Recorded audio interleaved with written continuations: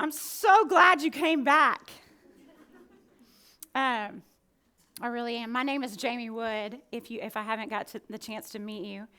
I teach completely different bodily than Jen, okay? I moved the chair because the chair is it's worthless, all right?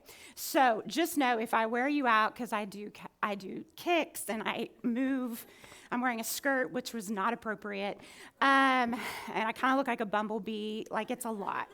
So, but just know I move around, but they literally have confined me to this box right here because of you sweet people on the screen. So anyway, but Jen and I are, again, so grateful that you wanted to partner with us and come alongside us and talk about what we can unclutter out of our life, all right?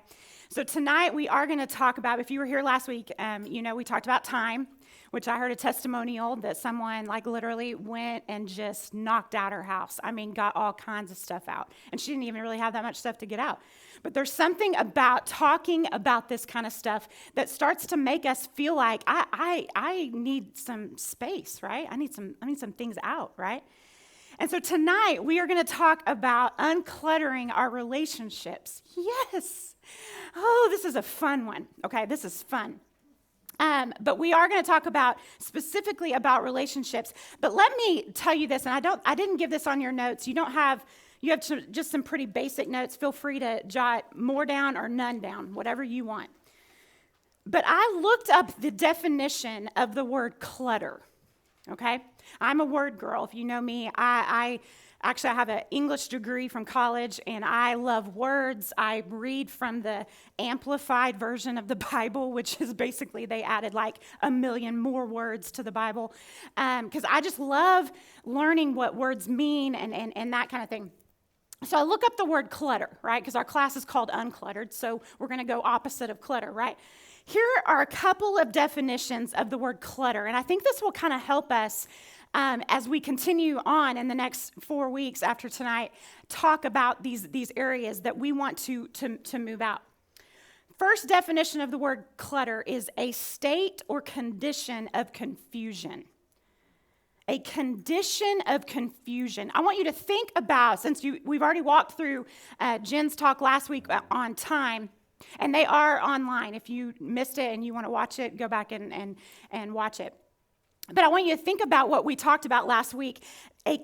Cluttering means a condition of confusion.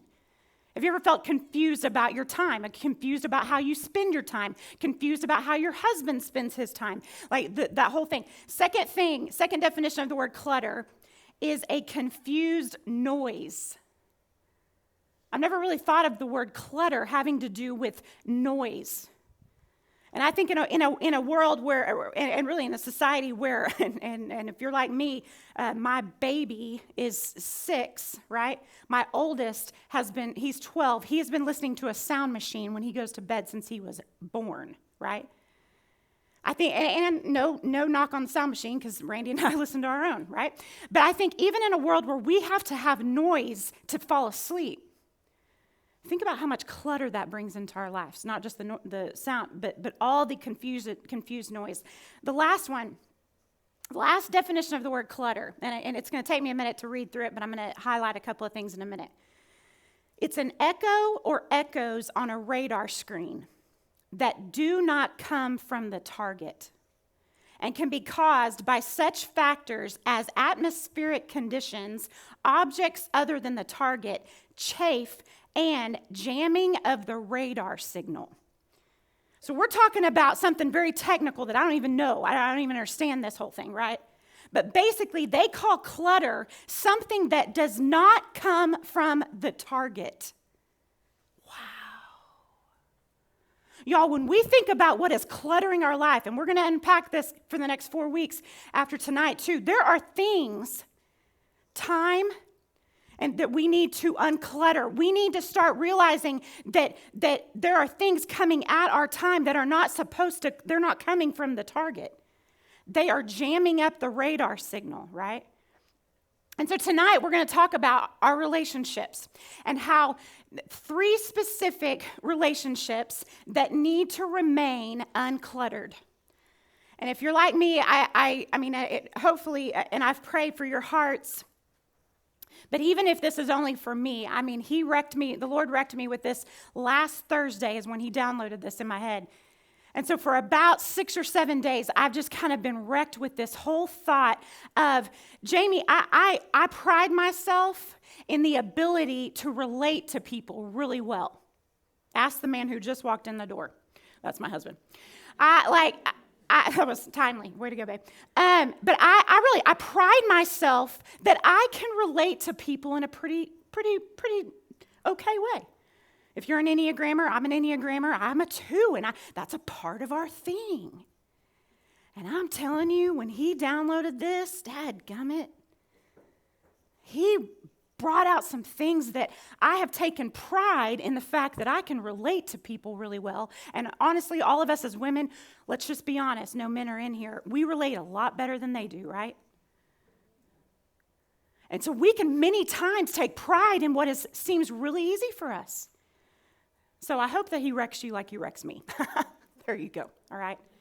Because I really believe that if we start getting like what Jen talked about last week with our time, and we start getting our relationships uncluttered, I'm telling you right now, the rest of these things that we're going to talk through, you're going to start seeing some relief, all right?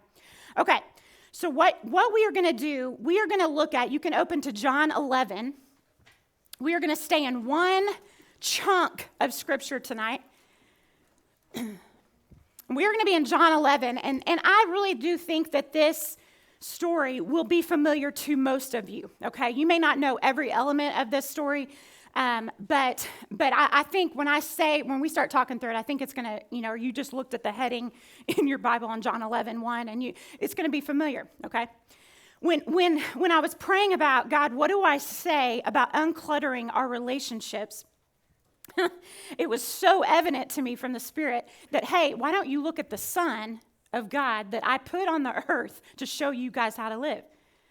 Who related, right? We know that. We know that from the life of Jesus. And if you've walked through the Gospels, which I hope that you have at some point, you know that man, Jesus, he was fully man, he was fully God, and he related to people, right? I think it's I'm a visual learner, and I think that's one of the reasons I love The Chosen, the way they have depicted that. And they've given me this ability to look at the face of Jesus and see the way that he relates to people, right? He did it. And so we are going to look at his 3 different relationships, specifically in this passage, in this story. But I think if you were to take these 3 relationships, I think it's really common in all the stories of Jesus, all right? But specifically this one we're going to look at, all right? So I'm going to read John 11. I'm going to read the story, and then we are going to take this apart. So hang with me. We're in John 11:1. It says, "Now a certain man named Lazarus was sick.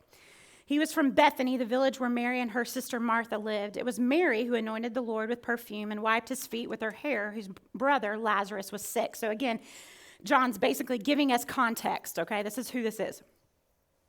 "So the sisters sent word to him," Jesus, saying, "Lord, our brother and your friend whom you love is sick."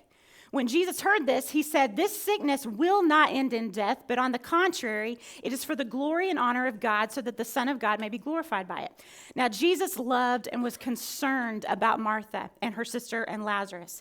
So even when he heard that Lazarus was sick, he stayed in the same place 2 more days.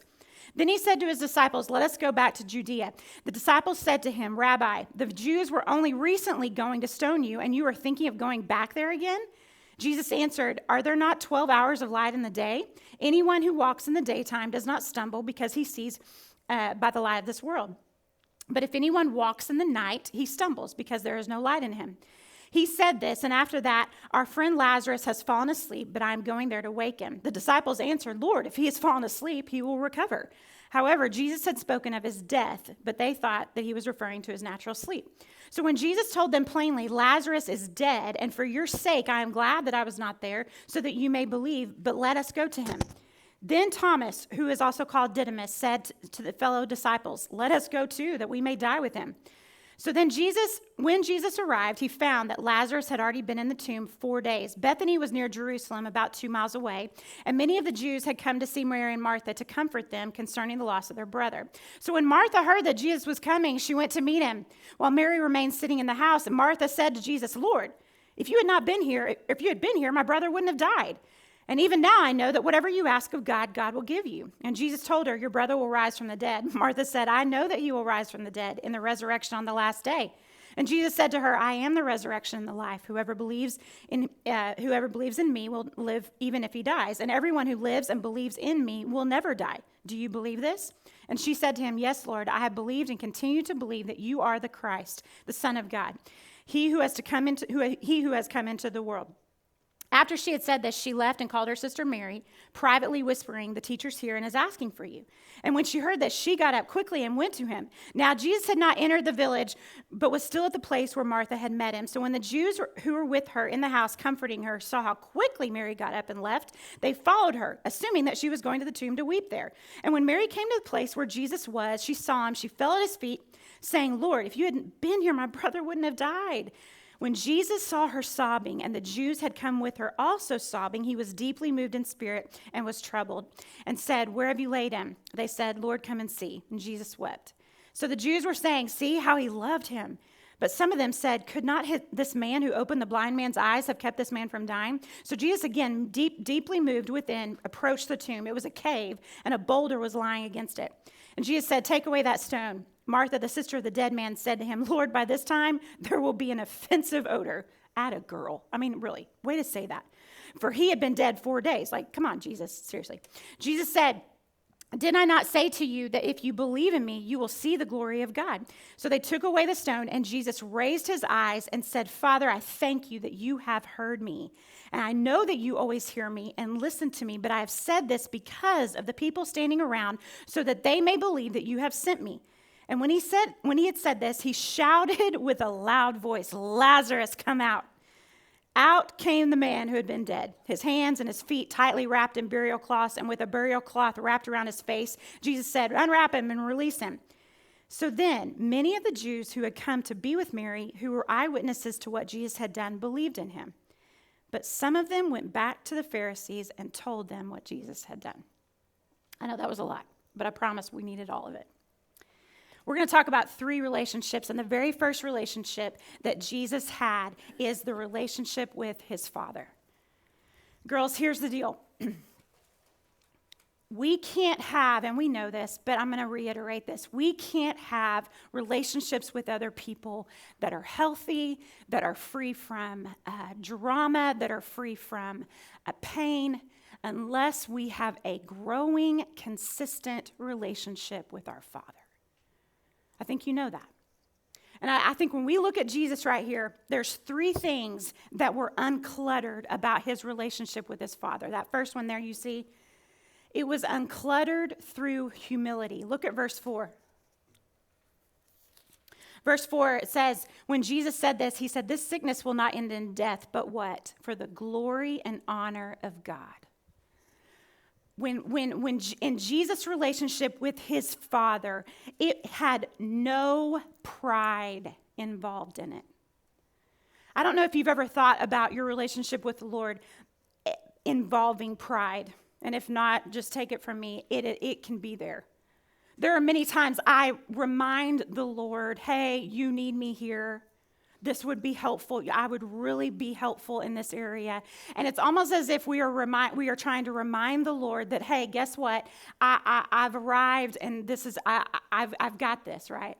But isn't that beautiful to think Jesus, who came down from the right hand of God, he is God, right? He was willing to say, "Here's the whole reason that I'm walking into this thing, and it's for the glory of God." His relationship with his Father did not include pride. Right? It was free from pride. Second thing, it was uncluttered through confidence. Look at verse 41. The second time we actually see Jesus talk to God in this situation is when in verse 41, when he says, "Father, I thank you that you have heard me." Woo! This will get me emotional. When you think about the fact that Jesus, He left the glory of heaven and he comes down. And yes, we know and we read that he had communion with the Father, but that we were able to see through John's writing that he actually told the Lord, or told God, his Father, thank you that I know you've heard me. His relationship with the Father was uncluttered through confidence. You know what it was free from? Insecurity. Are you insecure with your relationship with God? Are you insecure in your relationship with your heavenly Father? He is not just God and we know this, that looks down and says, bless their hearts. No, we have an intimate Father who says, guess what, Jamie? I want to meet with you again at 5:30 in the morning in that little apartment bathroom when you're getting ready because I love you. Are you insecure in your relationship with your Father? I love Jesus. I love that he showed us that he knew where he was in that relationship. Maybe tonight, that's something you need to go home and talk to the Lord about. God, I don't know where I stand with you. Because I'm telling y'all, these other two relationships, the inner circle and the outer circle, they won't matter if I am not secure in my relationship with my Father. Not just my God, which is important, but the fact that he is my Father, right? I gave you there because Jen and I have talked about how we want fruit of the Spirit, ways that we're going to see evidence of some uncluttering. What's cool, the evident fruit of the Spirit in this relationship, Jesus with his Father, is all of them, right? And I love the thought that we have access to every fruit of the Spirit because of what Jesus did. Because Jesus had a relationship with his Father that was uncluttered through humility and uncluttered in confidence and could go to a hill called Golgotha and could lay his life down for us. We have access on a daily basis to every fruit of the Spirit. So girls, I want you to live in that freedom in your relationship with your Father. That you have love, joy, peace. You have all of those fruits in your relationship with your Father. Because he's given us access to that, all right? Now, honestly, we could just stop there, right? Because that's the paramount relationship. In fact, I want you to jot that down. That is the paramount relationship. If that relationship is not working, every other relationship will not work. Think about the people in your life who do not walk with Jesus. Their relationships are in shambles. So I want to encourage you right now that if the Holy Spirit is saying, hey, check that, let's talk about that, I want you to start that because your relationship with your Father is paramount, okay? But we're going to move on. His second relationship is with his inner circle, okay? And I told Murphy Jane, if you know my Murphy Jane, okay, she's so special. She's my little 8-year-old firecracker. And she was actually, Ann had called me, and do y'all have your phones connected to your car? You know, sometimes you're like, really? Why did I do that? So I'm explaining to Ann what I'm going to do, and Murphy's just like, okay, I've got this whole idea. You like draw a circle, and then you put this, and you put God in the middle. So I said I would say that. So if she asks tomorrow, you tell her I said it. Oh, Lord, have all the mercy. All right. So we have this inner circle, and when I think about the inner circle, I want you thinking about the people that are in your inner circle. You know that. I don't have to tell you. I don't have to describe that person or those people. But these are your people. These are your girls, and you can put your husband or the person you're dating. You know, it doesn't have to be a guy. I mean, it doesn't have to be just girls. But these are your inner circle. Okay, I want you thinking about those people, all right, when we're talking about this. What we know, you can jot this down if you want to, we know that Mary, Martha, Lazarus, and the disciples were his inner circle, okay? Now, there were some other people that were in that, but specifically in this story, we see specifically that Mary, Martha, Lazarus, they were in that group. And obviously his disciples because they walked with him, right? But here's the deal, and I jot this down, I'm going to say this. His relationship with his Father was more important than his relationship with the inner circle. And maybe somebody needed to hear that tonight. your inner circle, I really do. If you don't have an inner circle, we need to talk, and I'm going to start praying that you get one, because that's important. It's very important for us girls to have our people. But let me tell you this, your relationship with your father has to be more important than her or them. Because, and if you have ever walked through a season with that inner circle and your relationship with them has been more important, you know why. If they are more important than your relationship with God, it will not work, okay? So we see that. We know that his relationship, you know why? We know this, and I jotted this down because it hit me after I read this several times. His father's glory meant more than their comfort. He allowed Lazarus to die. So God's glory, his father's glory, was more important than his inner circle, the people he loved on this earth. It was more important than their comfort, right? When was the last time that you looked across the coffee table, or across, you're, in the pickup line and you're, on the phone, or if you do Marco Polo like I do, because all my friends have lives and we can't talk in real life. When was the last time you looked at her and you reminded yourself that what I'm going to have to say to her is going to hurt that comfort level? But you know that it's going to make her better because it's going to give God glory, right? So keep that in mind as we're kind of talking through this. He loved these people. He loved his inner circle, but they were not as important as his father's glory, okay? All right, so two ways, that his inner circle was uncluttered. First way, it was uncluttered through honesty. Look at verse 23. It was uncluttered through honesty. Verse 23 says, it's basically, Martha has said, hey, whatever you ask, I know God will give you. And then Jesus says, your brother will rise from the dead. If Jesus was anything, it was straight, point blank, right? He didn't need some flowery, Martha, let's sit and talk about this for a minute, okay? No, your brother's going to rise from the dead. It was just point blank. All right? He was free. He was uncluttered through honesty. His relationship with his inner circle was uncluttered through honesty. He was free from making others simply feel better about themselves. I hate that one. I am queen, make people feel better about themselves. I really do. I really do enjoy making people feel better about themselves, even to the point where I don't want to be honest. Thank you for that. That's exactly how I feel. But here is the deal. Jesus had to tell Martha, hey, here's the honest truth. He's going to rise from the dead, and I don't care if you don't like, I'm sure she liked that, but that didn't seem real to her.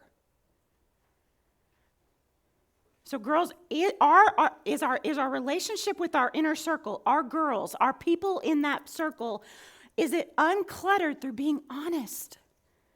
He wasn't afraid of the opinion of those closest to him. Dadgummit. And I am.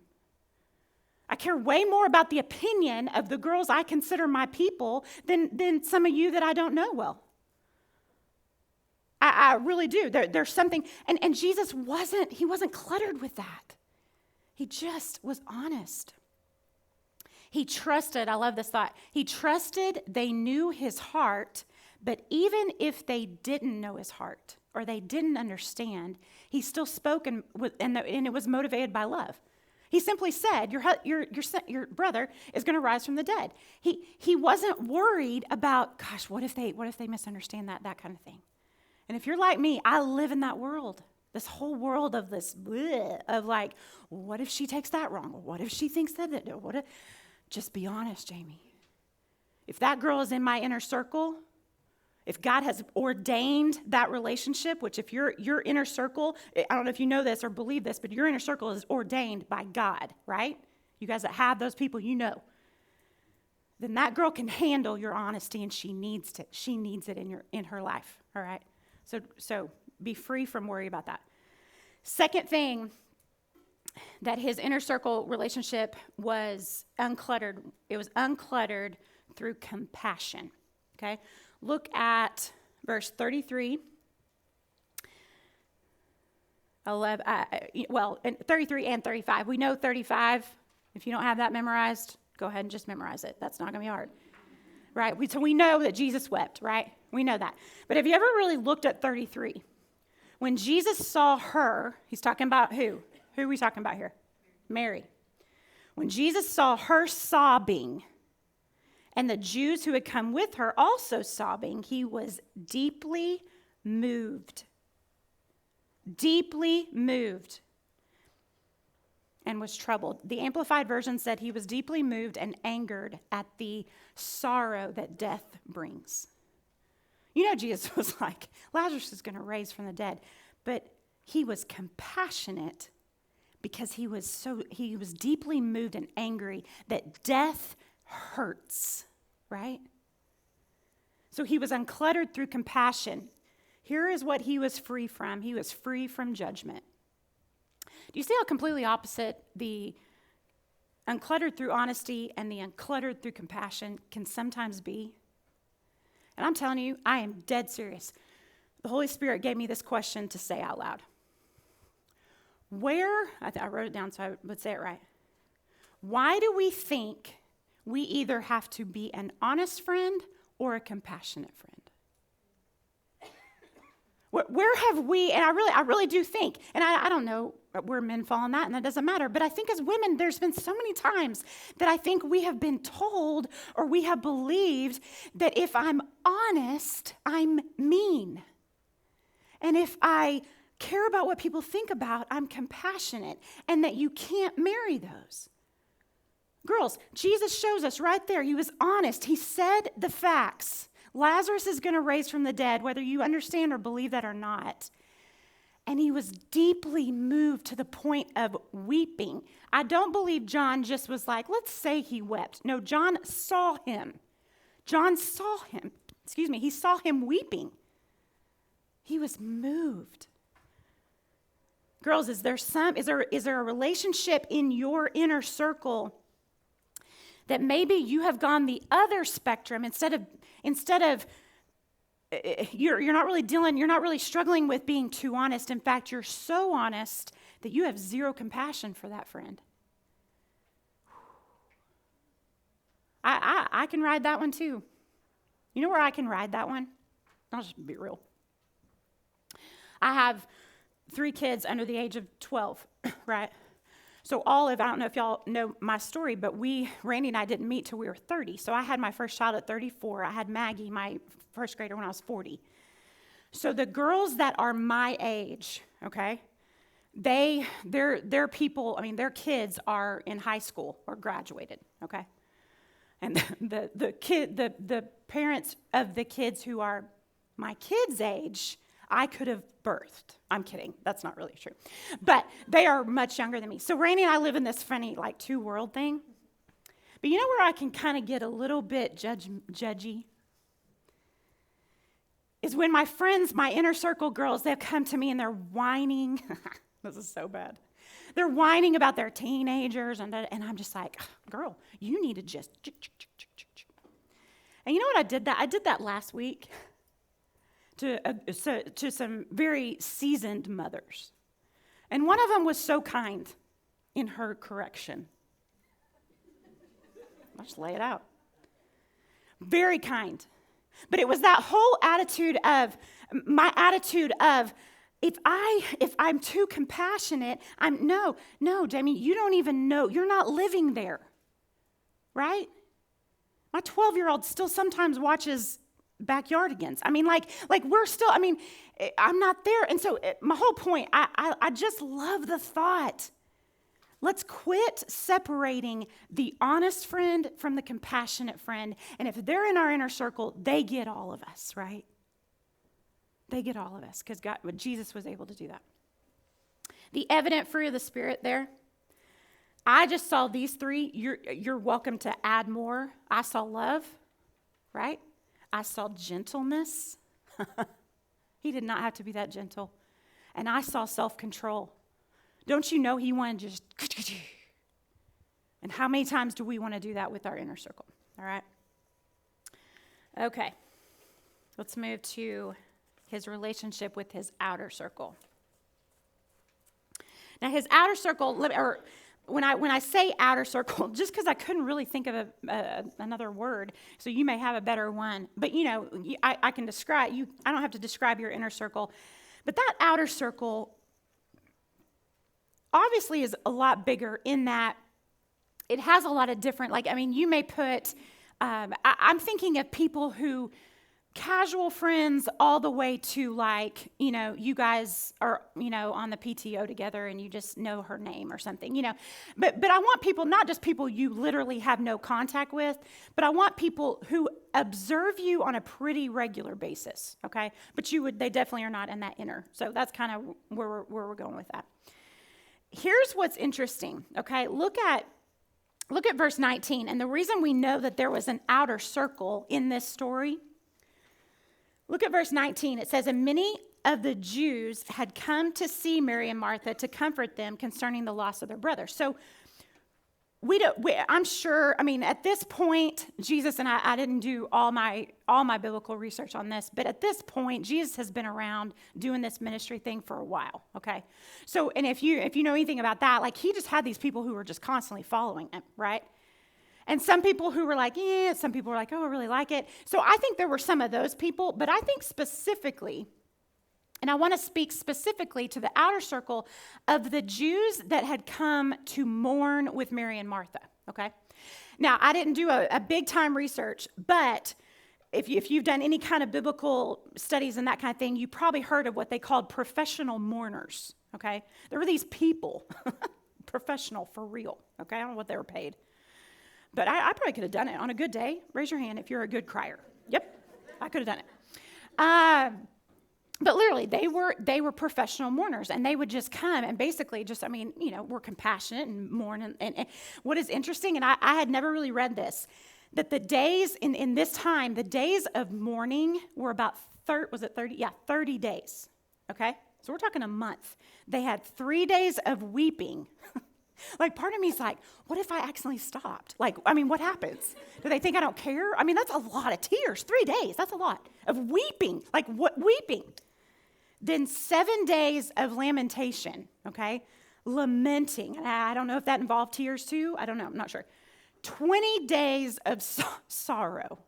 I'm not laughing. This is real. Right. I really hope there's a professional mourner in heaven. That person will not be mourning because there'll be no mourning. But I'm going to ask her. We're going to talk about it. How did that go? Did you just dry out? What was that like? That's a lot. But here's the deal. So we have an idea that these people had come to basically be near Mary and Martha, okay? And mostly, I'm sure they were friends, But then also, I want to think that there's a good chance that some of these people knew how close this man named Jesus was to this family, all right? Because by this point, he's making a name for himself. And it's not all good. We know that, right? We know the end of the story. And we know that there are people who were like, what's the deal with this dude, right? And they would, don't you know that they started seeing that connection? Oh, let's go professional mourn to that house because let's figure out what's going on, right? Okay, so that's kind of what we're talking about. You know what I think is beautiful about Jesus? One of the things I think is beautiful about Jesus in this story is he doesn't discount those people that are in his outer circle. He has purpose for that relationship too. I want you to think about your people in your outer circle. And girls, there are many times that I spend more of my time, I just got that. Holy Spirit just told me something to share because it relates to this. I spend more of my time cultivating and pouring into that inner circle, right? And I think that's valuable. We need that. And you know what else? It's so much easier. Those are our people, right? I can look like a dog and I can show up and have coffee and my girl's not like, what is wrong with you, right? And I can cultivate that relationship. But you know what other relationships he wants us to cultivate and to not discount? Are those people on the outer circle. You can ask Ann. I told her this story literally an hour ago. Last Thursday, we're in this Bible study here up at the church, and I love it. I love these girls. And someone brought a need that there was a lady here in Wichita Falls at one of the hospitals, one of the rehab hospitals, who needed someone who were not sure that knew Jesus, all right? And her cousin lives in San Antonio, called First Baptist Wichita Falls and said, hey, can someone please go talk to her about Jesus? And I'm sitting there. And side note, we're reading this book that Ann told us we had to read. And y'all know how she gets. And it's changing my life. It's dumb, And it's talking about how Jesus, he went to, literally, we read that chapter that week about how he went to the messy people. He went to the people who were not popular. He went to the people who were not easy, right? And I'm sitting there in this Bible study, and if you know Pam Sparks, she's the one who brought the information. And if you know Pam Sparks, she's a little bit influential. And she's sitting next to me, and she's like, Jamie, you think you want to go see her? I was like, okay, Pam. I was like, I'll go next week. She goes, no, I really think you need to go today or tomorrow. And if you know Pam, you go, yes, ma'am, right? And so I knew, okay, I need to go. I know this lady's name. I know where I'm going in this hospital, but that's it. She may stone me. I'm going to talk about Jesus. And so I come, that night, Thursday night, I take baths. It's my thing. And I'm in the bath, no joke. And I am thinking about how I was thinking about you guys. I get to teach them next week.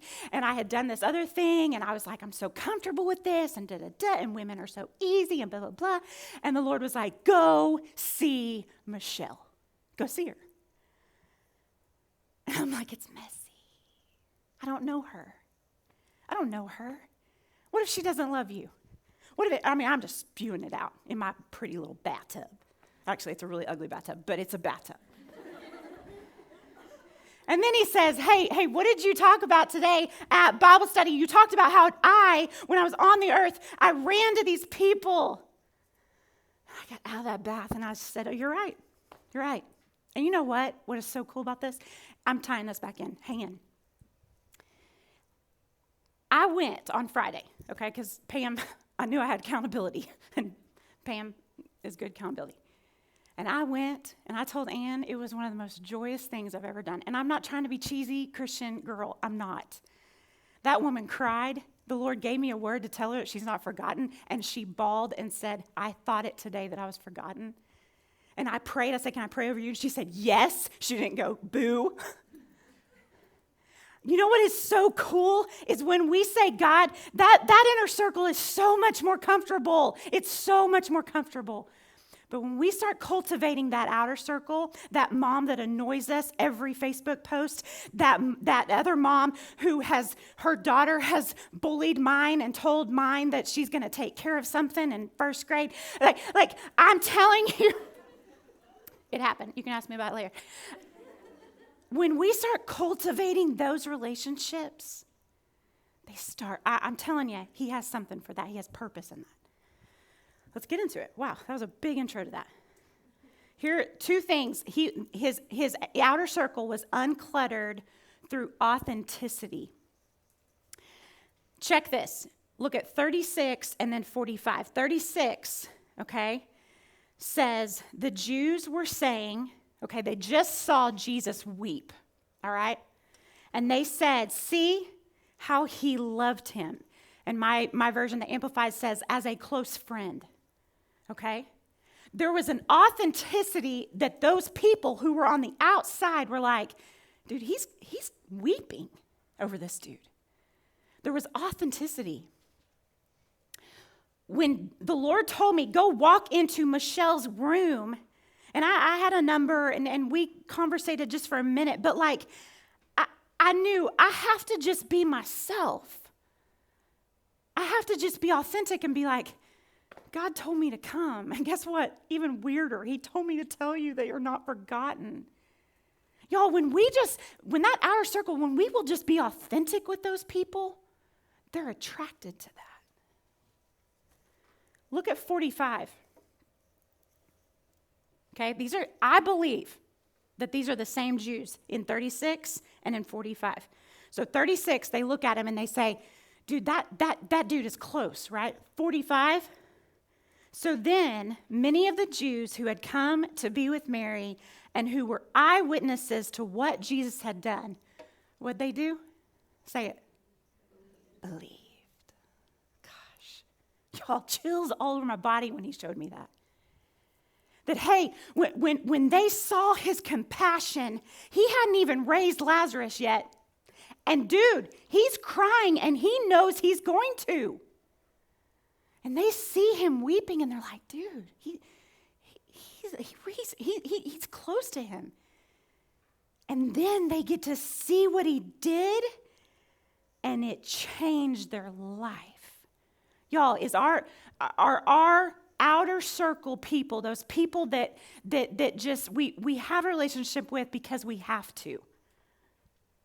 That's probably a good way to say it instead of choosing to. Is it uncluttered through authenticity? Here's what it's free from. It's free from shame. He was who he was called to be and didn't worry if that would offend those who didn't know him. He didn't care. He didn't care. And he literally, he was like, this is who I am. And I'm going to be compassionate and cry for a dude I'm getting ready to raise from the dead. And those people's lives were, and then I'm going to do a miracle, and then those people's lives were changed. He knew, hey, because, again, go back to the very first relationship, he had security in his relationship with his father, and his father had said, go raise Lazarus from the dead. He was obedient in that. And girls, maybe one of those outer circle relationships, God has said, hey, guess what? You get to just simply be obedient. Michelle, the Michelle I'm talking about, she was in my outer circle. I don't know that she'll ever move to my inner circle, but she is in my outer circle. And last Thursday night, he said, Jamie, I don't care what you think about this. I don't care how comfortable this makes you or how uncomfortable it makes you. Go be obedient and talk to her about me. And so, girls, maybe he has said that. Is don't be shameful. Be authentic in that relationship. Second way that relationship, that his outer circle, it was uncluttered through purpose. Look at verse 37. So right after he's wept, those Jews that lives were changed were like, hey, that dude cares. Look at verse 37. But, circle the word but if you circle in your, because this is a different group of people. But some of them said, could not this man who opened the blind man's eyes have kept this man from dying? Let's just skip down. Look at them in 46. But, right? We knew some just believed. But some of them went back to the Pharisees and told them what Jesus had done. And we know it wasn't just to go, hey, guess what Jesus did? Pharisees, let me tell you because I'm so proud of him. Nope. We know when you go back to the Pharisees and tell them what Jesus had done, what do the Pharisees have? They have a list of all the ways they're getting ready to nail this dude. So I want you to see how completely different it is. That first group, they needed the authenticity of Jesus, and it changed their life, right? This other group, Jesus was uncluttered through purpose. He was free from bondage to man. He did not care, and he was God, right? So he knew there was a group of Jews out there whose lives were going to be changed, and they were going to start believing in him. And he also knew there was a group of Jews who were getting ready to go run their little fannies over to the Pharisees and go tattle. He knew it, but he didn't care. It didn't change what he did, right? He knew, and he did. I wrote this down. He knew that there were those who didn't know him and would walk away without wanting anything to do with him, or worse, to hurt him. He wasn't there to tickle the men's ears. He didn't care. And again, the compassionate God who wept because of Lazarus, he did not care. His purpose could not be thwarted. He did not care. And so here's the deal, girls. And this is where he wrecked me a lot in this. I love the story of Michelle in that it literally, it turned out, I went and saw her again today. She's getting discharged tomorrow, and she may move to San Antonio soon, and I have her number, and I can keep up with her, and I'm going to pray for her, all this thing. Like, I love how that story ended. But girls, we know that every relationship in our outer circle does not end like that pretty, right? We know there are women, and I'll just call it women, there are women in our outer circle who hate us.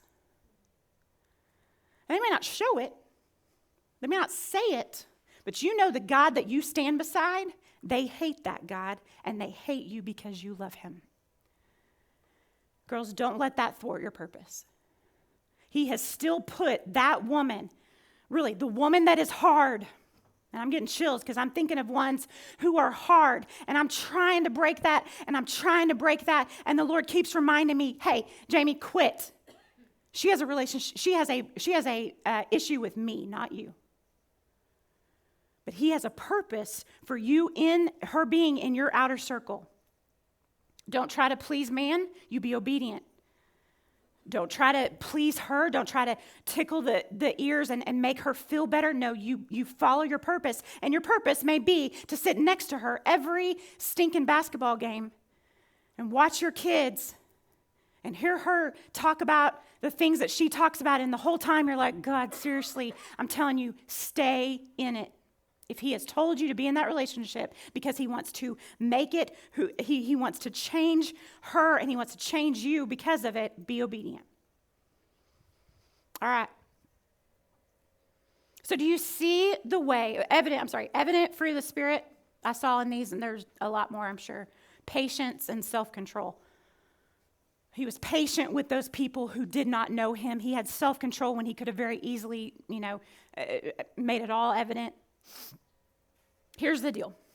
Now I'm going to close with this. And here's how I'm going to kind of do this. I'm going to close this out. I'm going to pray, okay? And then you're going to go to your table. And then I'm going to ask this, okay? Because you've got about 12 minutes, 15 minutes. We don't technically have to leave this room till 7:45. And if your husbands are freaking out, tell them they'll be all right. Here's what I want you to do, okay?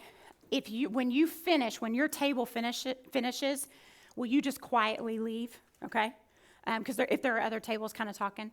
I'm going to give you one thing specifically to talk about, but let me finish this. I want to say this because I think I know the Lord kind of started this whole thing in my head with this whole relationship thing, and he started this, and it was last Wednesday night, and I just want to say, girl, I get you. I get you that we are relational, but this is something that I have personally dealt with, and I watched my son, actually, I got a visual because of my son of how I have felt before, and many times still do. Last Wednesday night, we eat dinner downstairs, and my son, I don't know if you know him, his name's Owens, and he is on the autism spectrum, all right? And I say that because his social skills are a little bit different. They just are, okay? But he has owned it, and, you'll never, if you ever meet him, he'll hug you. We hug a lot, so we're having to learn, things. Anyway, all that to say. So I'm watching my son. We're downstairs in the fellowship hall, and there's this big group of probably 7th or 8th grade, maybe even some 6th graders. He's in 6th grade, boys that are sitting at this table. Okay, and my son, this is the first, last Wednesday was the first one back for family night, and he ate with us, and then he was taking his trash, and he walked past this table, and he was like, hey guys, hey, whoo, don't get emotional. And several of those boys, hey Owens, they were kind, that nobody was mean. But I saw him walk around that and just, hey, and I saw this part of me. That many times I can be real relational, like Owens is very relational. And I'm saying hi on the outside of that circle and wishing I was in it. There's a part of me that felt like Owens kind of wanted to be like sitting at that cool table with those cool 7th and 8th grade boys, right? But he was content saying, hi, here's my deal, girl, I get you. Relationships, we can be relational. And we can look like we have all the relationship ability. And I have dealt in the past 6 to 8 months this phrase of, I'm welcome, but I'm not connected. And so I want you to, if that is you, I want you to let the Lord do some really good work on your relationships. And I'm telling you, he reminded me of this last week when I saw that visual of Owen's, and I was like, last Wednesday night I was in the shower, and he was downloading this stuff, and I was like, Lord, that's what I want these women to know. That if you have felt welcomed, but you're not connected, and maybe, just maybe, it's because the relationships in your life are just cluttered with stuff. I want you to know I get you, and I want you to know that God says, guess what? My relationship with you, daughter, is paramount. And I'm telling you, that is literally what he has done the past 7 days with me. He has shown me such kindness in my relationship with him. And then he's working in those other relationships and saying, I'm going to take care of that. All right? So, at your tables, here's what I want, and then I'm going to pray, and then as you finish, you are free to go. Please come back next week. Jen will be back, and you won't have to watch someone go like this the whole time. Here's what I want you to at least talk about this one thing, okay? I want you to share your greatest need of growth when it comes to uncluttering your relationships. I want you to share at your table, where is your greatest need of growth? It doesn't mean that something's broken. It just, if you were to look at those 3 relationships, relationship with your father, relationship with your inner circle, or relationship with your outer circle, where is your greatest need of growth? And then if there's a prayer that comes along with that, if you're like, hey, will you guys pray? I have this relationship that I need, blah, blah, blah. Ask those girls to pray for that, okay? If you're not sure right now, I mean, some of you are looking at me like, Jamie, you just gave me a lot, and I've got a lot to process, and that's okay. Then just be like, I'm still kind of figuring out which one, okay? Be honest with that table, all right? That's totally fine, all right? So I'll leave you with that. When you're done, you're free. You guys are beautiful. Thank you for coming back. Jesus, we just thank you so much that you